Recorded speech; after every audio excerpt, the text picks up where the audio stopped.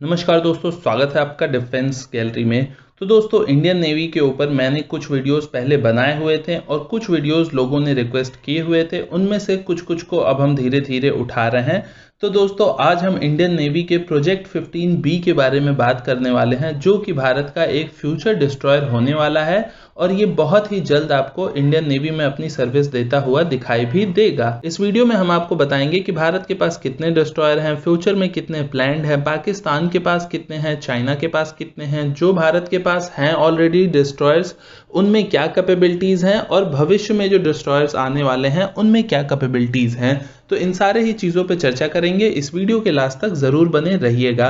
चलिए शुरुआत करते हैं। तो शुरुआत में दोस्तों, पहले मैं आपको ये बताना चाहूँगा कि डिस्ट्रॉयर होता क्या है। आपने सुना होगा डिस्ट्रॉयर, फ्रिगेट, कॉर्वेट।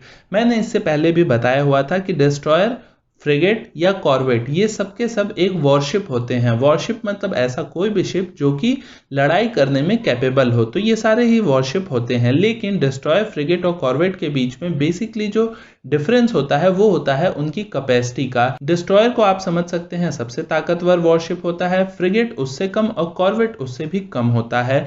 तो ये बेसिकली उनमें जो मिसाइल्स वगैरह लगी होती हैं उनका डिफरेंस आ जाता है, उससे उनकी पावर में डिफरेंस आ जाता है। ये डिफरेंस कैसा होता है आगे आपको मैं वो भी साथ ही साथ समझाता चलूंगा। तो अब आपको ये समझ में आ गया बेसिकली कि डिस्ट्रॉयर क्या होता है। तो अब बात कर लेते हैं भारत के पास कितने डिस्ट्रॉयर हैं। तो करंट में भारत के पास दोस्तों टोटल 10 एक्टिव डिस्ट्रॉयर्स हैं, जिनमें कि 3 क्लास के डिस्ट्रॉयर शामिल हैं। कोलकाता क्लास के 3 डिस्ट्रॉयर हैं, दिल्ली क्लास के 3 और राजपूत क्लास के 4 डिस्ट्रॉयर हैं। ये जो राजपूत क्लास के डिस्ट्रॉयर हैं ये भारत के सबसे पुराने डिस्ट्रॉयर्स हैं और भविष्य में 2030 से 2035 के बीच में हो सकता है इन्हें डीकमीशन भी कर दिया जाए। तो करंट में भारत के पास 10 एक्टिव डिस्ट्रॉयर हैं। अब हम जिस प्रोजेक्ट के बारे में बात करने वाले हैं उसे कहते हैं प्रोजेक्ट 15B। ये भारत का एक फ्यूचर प्रोजेक्ट या आप कह सकते हैं करंट प्रोजेक्ट है, जिसके थ्रू भारत को 4 डिस्ट्रॉयर बनने वाले थे और ये स्वदेशी रूप से ही विकसित किया जा रहा है। इसमें हालांकि कुछ सिस्टम्स ऐसे हैं कई सारे जो कि हमने दूसरी कंट्रीज के भी यूज किए हैं, लेकिन इसका डेवलपमेंट, डिजाइन, मैन्युफैक्चरिंग वो सब स्वदेशी है। तो इसमें दोस्तों प्रोजेक्ट 15B जो है इसे आप विशाखापट्टनम क्लास की डिस्ट्रॉयर कहोगे और इसमें 4 वॉरशिप्स को बनाया जाना था, जिसमें से 3 वॉरशिप बन भी चुकी हैं और ये ऑलरेडी लॉन्च की जा चुकी हैं। इसकी तीसरी जो वॉरशिप लॉन्च हुई थी या डिस्ट्रॉयर वो 2019 में ही लॉन्च हुई थी। चौथा इन प्रोडक्शन है और वो भी 2021 में लॉन्च कर दिया जाएगा। लेकिन लॉन्च करने का मतलब इंडक्शन नहीं होता है। लॉन्च होने के भी 4-5 साल बाद ही कोई चीज इंडक्ट करती है सेना, उसके बीच तक उसकी एक तरीके से ट्रायल ही चलती रहती है। तो अभी जो इनके 3 डिस्ट्रॉयर्स लॉन्च किए जा चुके हैं उन्हें शामिल नहीं किया गया है इंडियन नेवी में ऑपरेशनल रूप से, जबकि इंडियन नेवी के पास वो शिप्स मौजूद हैं। तो उनका जो ऑपरेशनलाइजेशन है ये 2021 से 2023 या 24 तक के बीच में हो जाना चाहिए। 2021 में वो पहला डिस्ट्रॉयर इंडक्ट होगा जो कि सबसे पहले बना था, जो कि 2015 में लॉन्च हुआ था, और जो चौथा 2021 में लॉन्च होगा उसको आप इंडक्ट होने में 2025 से 26 तक का समय ले सकते हैं। लेकिन फिर भी आप एवरेज समझिए कि 2025-26 तक ये चारों ही वॉरशिप नेवी में इंडक्ट कर लिए जाएंगे। तब भारत के पास 10 पहले से हैं और 4 और मिल जाएंगे। तो टोटल 14 डिस्ट्रॉयर भारत के पास एक्टिव रूप से हो जाएंगे। इसके बाद अब बेसिक में थोड़ा सा आपको बता देता हूं कि इसमें क्या फीचर्स होते हैं। तो ये जो डिस्ट्रॉयर है दोस्तों, क्योंकि ये अभी के समय में बन रहा है तो ये डिस्ट्रॉयर इसमें स्टेल्थ टेक्नोलॉजी को यूज करेगा, जिसमें बेसिकली 2 तरह की स्टेल्थ टेक्नोलॉजी को बनाया गया है। पहला है इसका शेपिंग ऑफ हल, या फिर आप कह सकते हो इसकी बनावट इस तरीके की गई है कि इसका रडार सिग्नेचर कम हो जाए, यानी कि दुश्मन की जो रडार की तरंगे हैं वो जब इस पे टकराएंगी तो वो वापस इस पे नहीं जा पाएंगी, जिससे कि वो इसे ट्रैक नहीं कर पाएगा। उसके लिए इस फ्रिगेट में कम से कम 90 डिग्री के कोण बनेंगे। साथ ही साथ इस पे रडार ट्रांसपेरेंट डेक फिटिंग की गई है। आप एक तरीके से समझ सकते हो जैसे फाइटर जेट में आरएम की कोटिंग होती है रडार अब्जॉर्बेंट मटेरियल की, उसी तरह से रडार ट्रांसपेरेंट डेक फिटिंग का मतलब होता है कि रडार के सिग्नल्स को वो अब्जॉर्व कर ले। तो इस तरीके से भी रडार के सिग्नल्स वापस नहीं जाते हैं, तो वो स्टेल्दी और ज्यादा हो जाता है। इसके अलावा अब आते हैं इसके बाकी फीचर्स पे। तो इसकी जो स्पीड है वो 56 किलोमीटर प्रति घंटे से ज्यादा की होगी, जबकि आप INS नीलगिरी में देखते हो जो कि भारत का फ्यूचर फ्रिगेट है, उस पर भी मैंने वीडियो बनाई है, लिंक आई बटन पे आप देख सकते हैं। तो उसकी स्पीड मैक्सिमम 52 किलोमीटर थी। इसकी आप देख सकते हैं 4 किलोमीटर ज़्यादा है। उसके बाद इसकी जो रेंज है ये लगभग 7500 किलोमीटर के आसपास की होगी। इसमें क्रू होगा 300 लोगों का। अब आते हैं इसके रडार्स पे। तो इसमें बेसिकली दो तरह का रडार यूज़ किया है दोस्तों। एक जो है वो IAI यानी कि इजराइल का M2248 MF star S band radar लगा हुआ है। इसके बारे में मैंने INS नीलगिरी वाले वीडियो में बिल्कुल डिटेल में बताया है, आप उसको जरूर देखिएगा। उसमें आपको इस रडार की डिटेल्स और काबिलियत मिल जाएगी।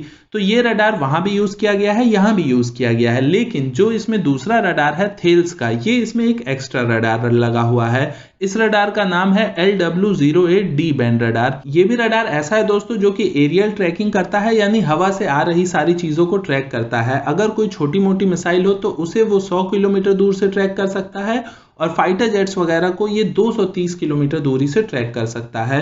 तो यहाँ पे आपने देखा दो रडार है, जबकि जो फ्रिगेट है हमारा INS नीलगिरी उसमें एक ही रडार लगा हुआ है। तो मैंने आपको शुरू में बताया था थोड़े थोड़े अंतर होते हैं, तो वो ऐसे ही होते हैं। इसके अलावा इसमें जो सोनार सिस्टम लगा हुआ है ये बिल्कुल सेम है जैसा नीलगिरी में था। इसमें BEL का HEMSA NG बो सोनार सिस्टम लगा हुआ है। सोनार सिस्टम का आपको पता होगा, इनका काम होता है दुश्मन की सबमरीन को ट्रैक करना और बेसिकली उनका पता लगाना कि दुश्मन की सबमरीन कहाँ है। उनका जो साउंड सिग्नेचर होता है उसको ये सोनार सिस्टम ट्रैक करता है बेसिकली। इसके अलावा इसमें कवच डिकॉय सिस्टम लगा हुआ है। ये सिस्टम दोस्तों लगा हुआ है नीलगिरी में भी, लेकिन इसमें क्वांटिटी ज्यादा है।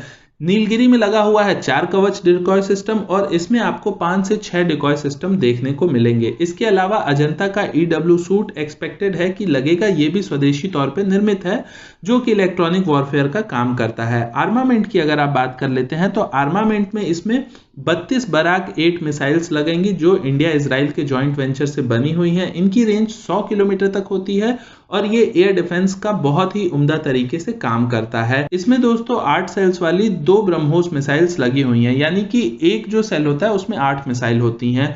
तो टोटल इसमें 2 सेल लगे हैं, यानी 16 ब्रह्मोस मिसाइल हो गई। जबकि फ्रिगेट में 8 मिसाइल लगी हुई है जो INS नीलगिरी का प्रोजेक्ट है।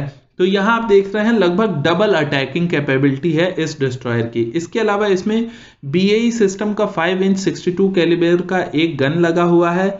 4 इसमें AK-630 के CIWS यानी कि क्लोज इन वेपन सिस्टम लगे हुए हैं और ये close in weapon system frigates में 2 लगे होते हैं। इसके अलावा इसमें 4 ट्रिपल ट्यूब टॉर्पीडो लॉन्चर्स लगे हुए हैं, यानी कि टोटल इसमें 12 टॉर्पीडो लॉन्च कर सकते हो इसके थ्रू। जबकि INS नीलगिरी में 6 लॉन्चर्स लगे हुए हैं जो कोई टॉर्पीडो को फायर कर सकते हैं। तो ये भी आपने देखा कि इसमें एक्स्ट्रा लगा हुआ है।